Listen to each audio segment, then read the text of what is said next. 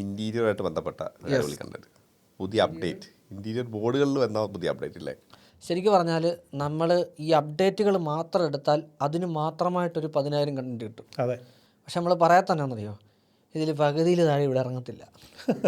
പകുതിയിൽ അധികവും പകുതിയിലധികം ഇവിടെ ഇറങ്ങാത്ത ബോർഡുകൾ. അത് ചില ബോർഡുകൾ ഇറങ്ങിയിട്ട് പെട്ടെന്ന് തന്നെ നിർത്തലാക്കുന്നതുകൊണ്ട് പിന്നീട് അതിൻ്റെ സർവീസ് ഇഷ്യൂസ് കാര്യങ്ങൾ ഒരുപാട് വരും. അതെ, അതുകൊണ്ട് നമുക്കിന്ന് അങ്ങനെ ഒരു വെറൈറ്റി സാധനം പിടിക്കാം. അതായത് എല്ലാവർക്കും കേട്ട് കേൾവിയുള്ള ഒരു കാര്യത്തെ കുറിച്ചിട്ടാണ്. എന്നാൽ നമ്മൾ മറീനോ, അതെ, മറീനോ എന്ന് പറയുമ്പോൾ പെട്ടെന്ന് എല്ലാവരുടെ മനസ്സിലേക്ക് വരുന്നത് ലാമിനേറ്റ്സ് ആണ്. അതായത് ഇന്ന് ഇന്ത്യയിലെ ഏറ്റവും ടോപ്പ് മോസ്റ്റ് ലാമിനേറ്റ് കമ്പനികളിൽ ഒന്നാണ് ശരിക്കും പറയാം. എനിക്ക് വേണമെങ്കിൽ നമ്പർ 1 എന്ന് തന്നെ പറയാം. അത്രത്തോളം മാർക്കറ്റ് പെനട്രേറ്റ് ചെയ്ത് ഏതാണ്ട് 2000 ചില്ലുവാനും ഡിസൈൻസ്, 2000 ചില്ലുവാനും എന്താ പറയുക ഫിനിഷസ് കൊടുക്കുന്ന 2000 ഡിസൈൻസ് ഫിനിഷസ് തന്നെ ഓരോ ഡിസൈൻസിനകത്ത് മാറ്റും ഗ്ലോസി പിന്നെ 12ലധികം ഫിനിഷസ്. അതാണ് അവരുടെ പ്രത്യേകത. 12ലധികം ഫിനിഷസ് കൊടുക്കുന്ന ഒരു കമ്പനിയാണ് മറീനോ. അപ്പോൾ അതിനെക്കുറിച്ച് അവർ ആദ്യമായിട്ട് ഇൻറ്റീരിയറിലോട്ടായിട്ടൊരു ബോർഡ് ഇറക്കിയിരിക്കുകയാണ്.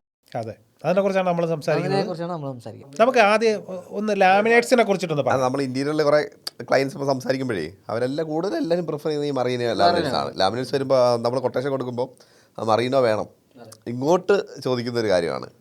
അതിന്റെ 0.8 അല്ലേ കൂടുതൽ നമ്മൾ ഡിഫോൾട്ടായിട്ട് നമ്മുടെ ഇന്റീരിയറിൽ ചെയ്യുന്നത് മറീനോയുടെ നമ്മുടെ കൊട്ടേഷനിലൊക്കെ മറീനോ ലാമിനേറ്റ് ആണ്. 0.8 ലൈനറായിട്ട് 0.8ഉം 0.7ഉം. അതായത് നേരത്തെ റെഗുലർലി യൂസ് ചെയ്തുകൊണ്ടിരുന്ന 0.8 ആയിരുന്നു.